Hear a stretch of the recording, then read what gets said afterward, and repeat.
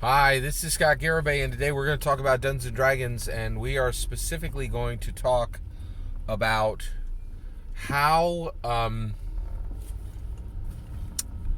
we're going to talk about the CharacterSheet.com's coverage of the announcement of Critical Role's new fantasy long campaign tabletop role-playing game called Daggerheart.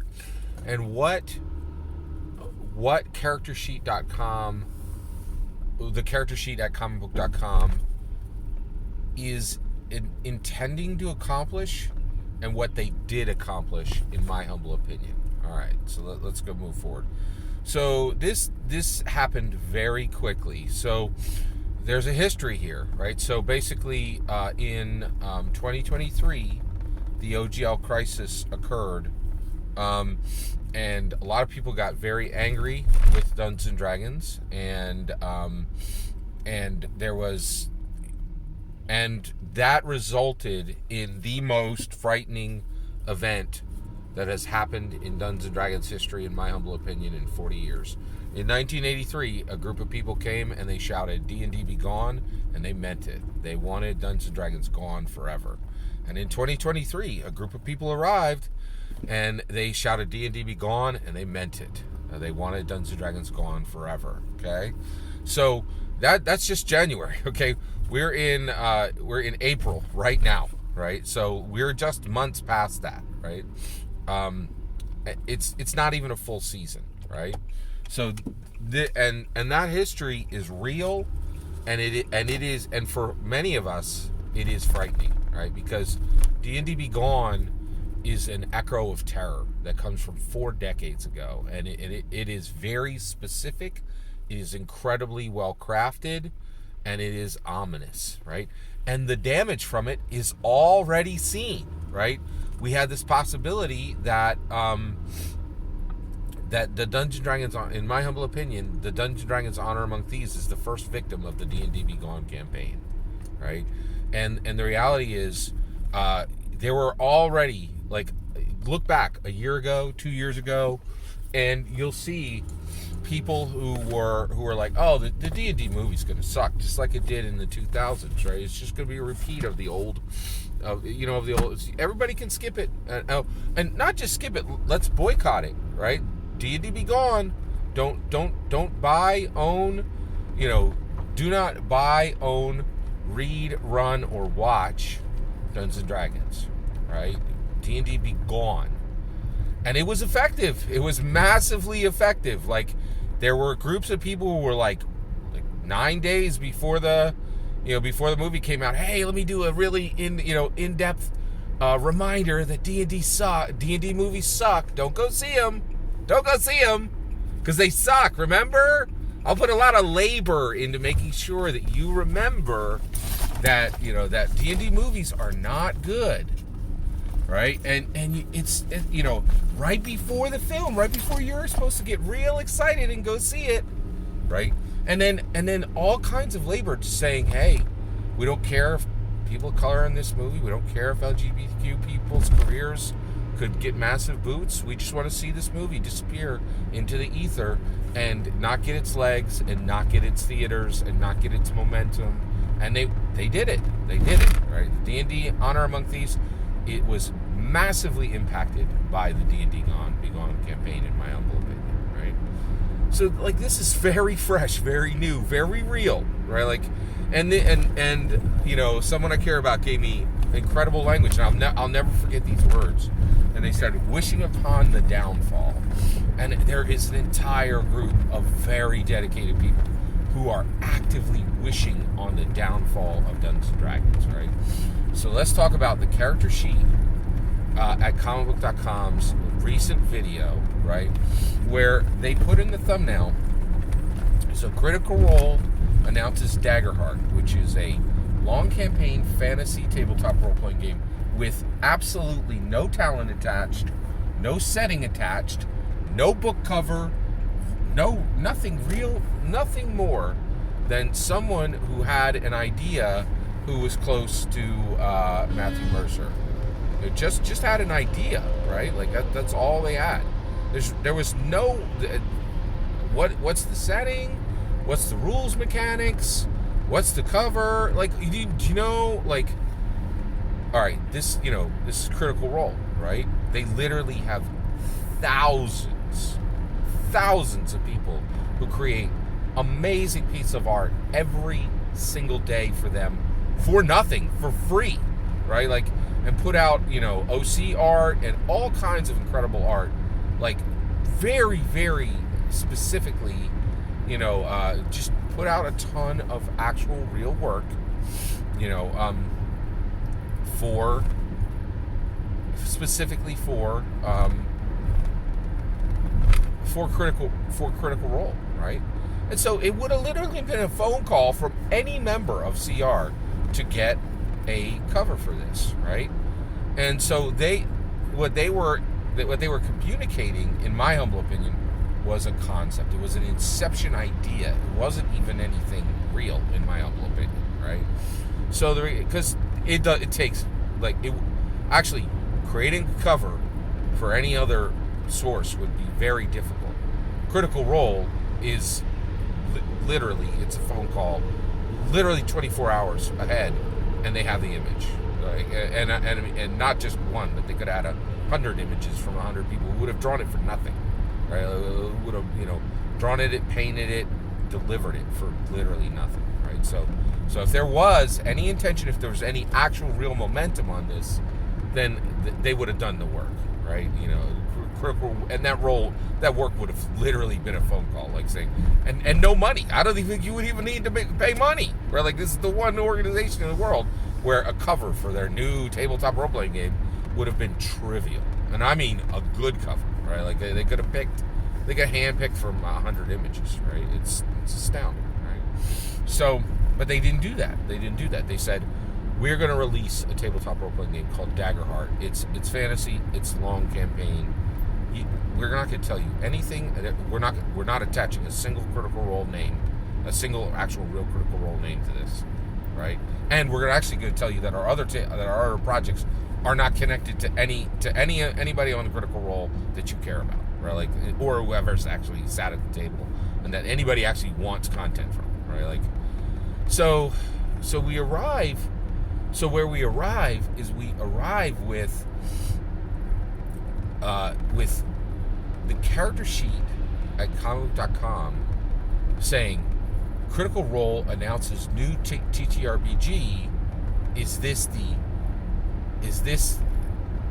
D&D era ending? Is the D&D era ending? Right?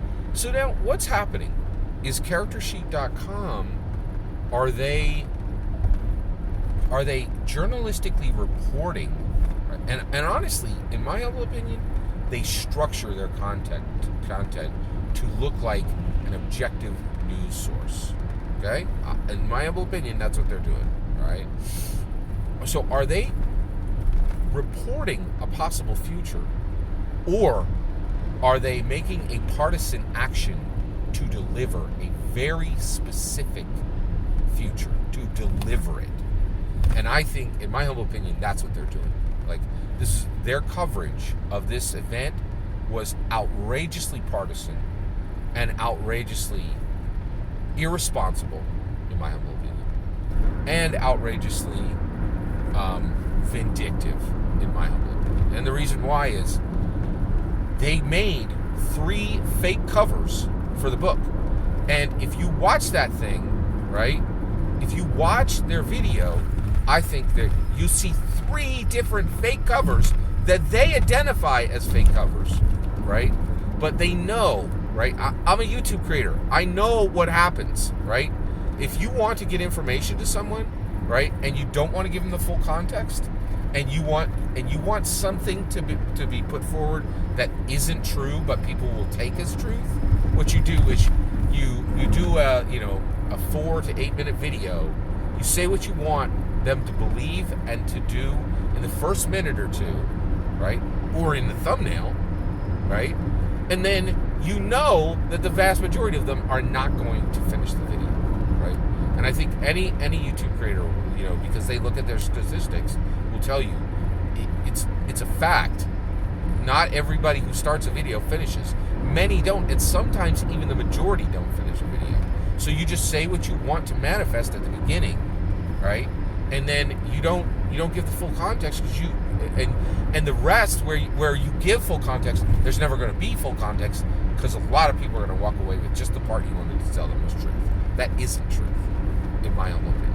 And so the reality is, so by creating these fake covers, and there was no small amount of labor put into this, right? Like the character sheet at ComicBook's did work to help Daggerheart manifest, right?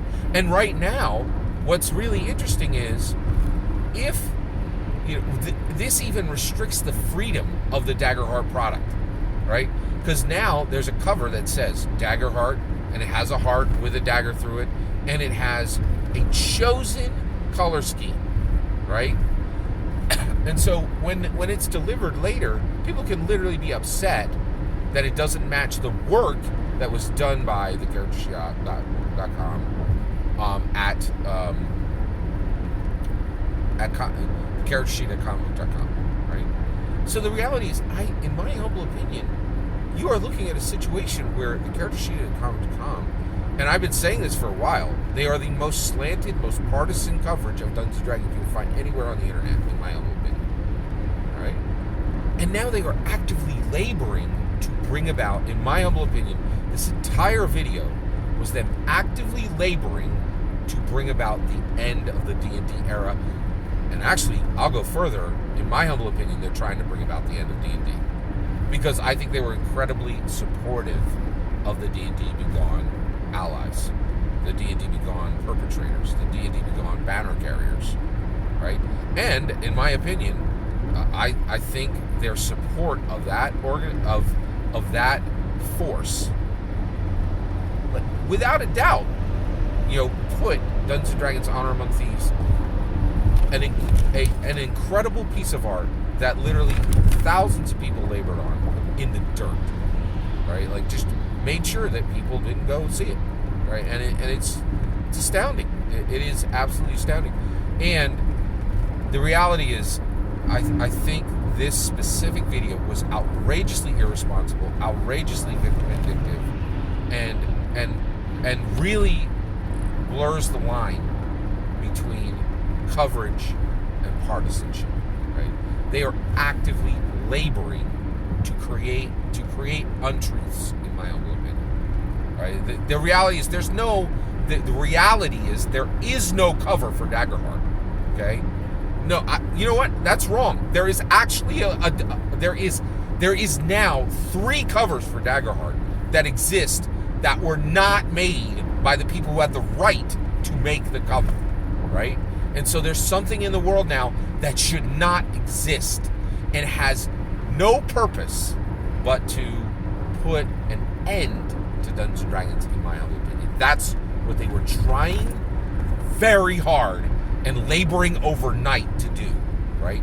And the reason why I bring this up is I care incredibly deeply about Dungeons & Dragons.